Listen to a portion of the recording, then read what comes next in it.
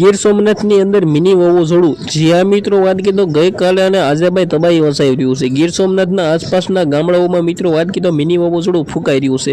નમસ્કાર મિત્રો, ફરીવાર એક નવા વિડીયોમાં તમારું સ્વાગત છે। જ્યાં મિત્રો વાત કીધું તમને બધા લોકોને ખબર છે કે ભાઈ વાવાઝોડાને આવવાની શક્યતા હતી, પરંતુ આ વાવાઝોડું સહી મિત્રો વાત કીધું તેની શક્યતા ખૂબ જ ઓછી થઈ ગઈ છે। હવે મને નથી લાગતું કે વાવાઝોડું આવે, પરંતુ મિત્રો વાત કીધું ભાઈ ગુજરાતની અંદર મિની વાવાઝોડું દેખાઈ રહ્યું છે, જેની અંદર ગીર સોમનાથની અંદર ભાઈઓ વાવાઝોડાએ તબાહી મચાવી।